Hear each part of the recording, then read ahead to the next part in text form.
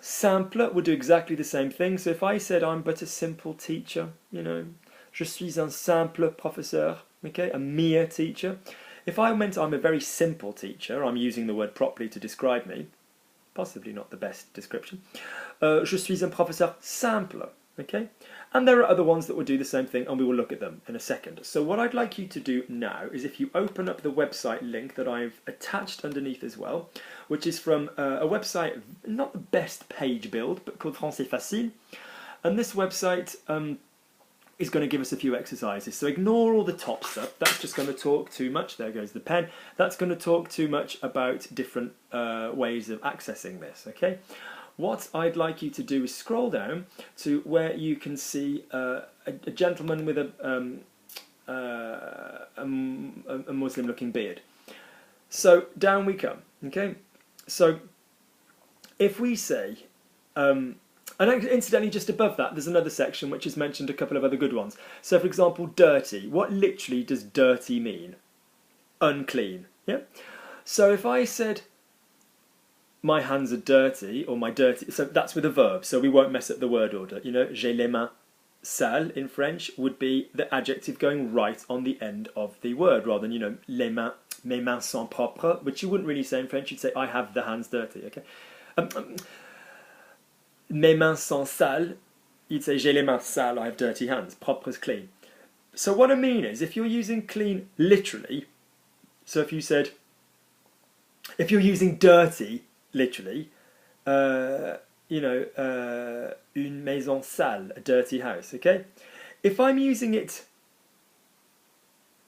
non-literally, if I'm using it in another way, so if I said, it's a dirty business, or without being crude, what a dirty bastard. Oh my gosh, as in meaning, or she's a dirty something or other, pardon me, but that's how we use language, then you're not using dirty in the proper way. So you'd say, c'est une sale affaire, it's a dirty business. I mean, c'est une sale pute.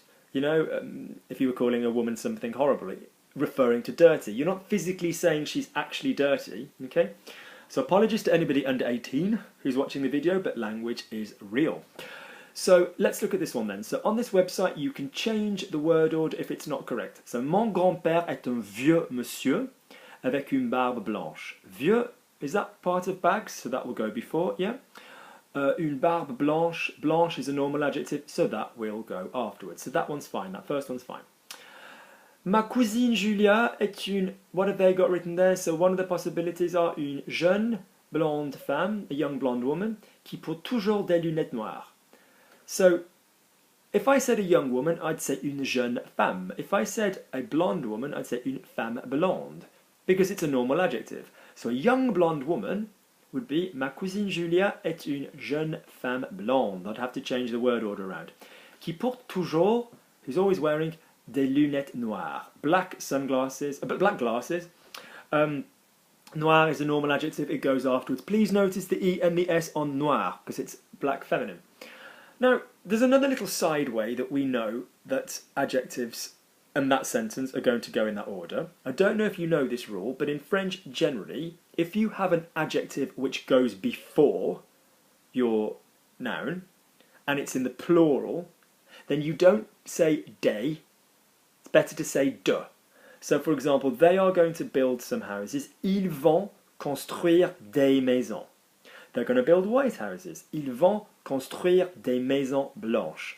They're going to build some new houses. Ils vont construire de nouvelles maisons instead of des. Yeah? This is just slightly better French. So looking at that, I would know that that was going to go afterwards, because otherwise the black text would have been de. So for example, she's got beautiful legs, not elle a des belles jambes, elle a de belles jambes, okay? Next one, how I'd like to live in a warm country. Chaud is a normal adjective. Comme j'aimerais vivre dans un chaud pays. It's got on my page, so we have to change that. Comme j'aimerais vivre dans un pays chaud. The next one, saugrenu is a bit of an odd word. It means like cray-cray, bonkers, batshit, nuts, whatever, okay? So let's change it to folle, so we can use a word we're going to use. So, une idée folle or une folle idée. So it's a normal adjective, so une idée folle. Yeah, okay? Notice, est-ce que tu perds la tête is French for are you losing your mind? So you can't say you are losing because that tense doesn't exist in French, so you say you lose. Mind doesn't exist as a word in French, you either say head or brain according to the kind of expression. So, and notice, like I just did when I talked about hands, that in body parts you're going to say la tête rather than tête, rather ma tête, okay? Or ta tête. I think I missed talking about propre in getting it confused with sale. Propre we already know, so propre afterwards would be the most literal use. So for example, her house is clean, she has a clean house, elle a une maison propre.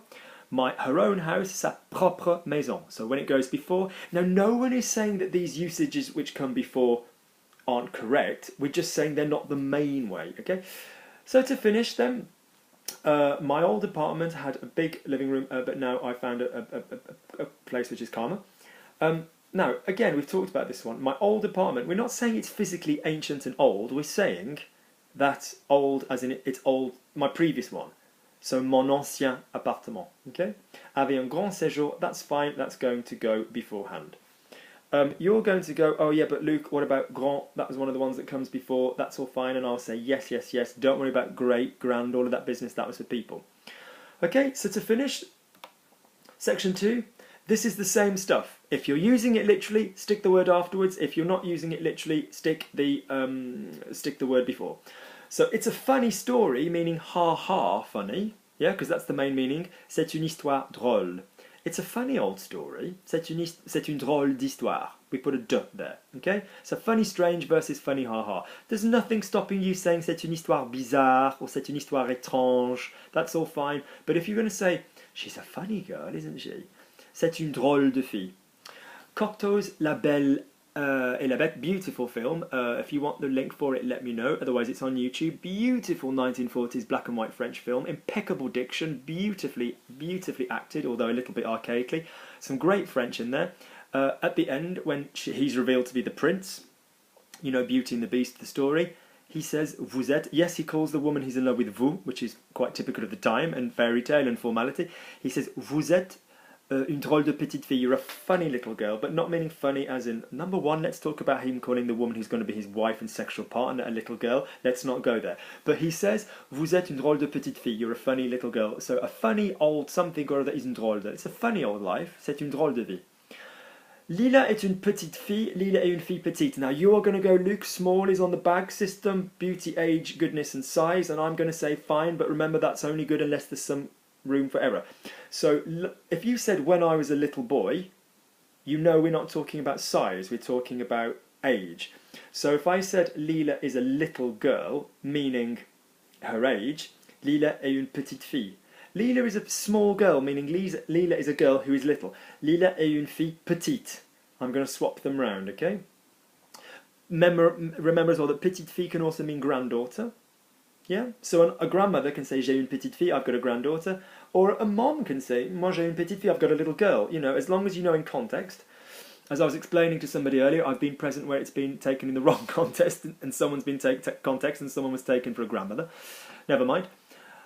Brave, literal meaning goes afterwards. Courageous, so c'est un homme brave, he's a brave guy. C'est un brave homme, you know, he's a good guy, top bloke, you know, number one guy. Anne is a curious person, so again, curious in its most literal sense, yeah, would mean explorative. She wants to find out about stuff. So Anne est une personne curieuse. If I said Anne's a curious person, she lives in a house with 7 cats. You know, Anne est une curieuse personne. So again, that will do the same swap. At the bottom then to finish, we've got cher, which you've talked about before. So my dear house, my house I love so much, ma chère maison, versus my expensive house, ma maison chère.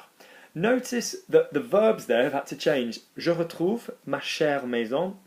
You know, like I come back to, I find my house again. If you said je trouve ma maison, that would be like either opinion or I've lost my house. Oh, there it is. Okay? No one's house is that small, even in London. So, je trouve ma maison chère would mean I find my house expensive. The original meaning of the adjective goes afterwards. So to finish, oh, we've got one for Luke. How good.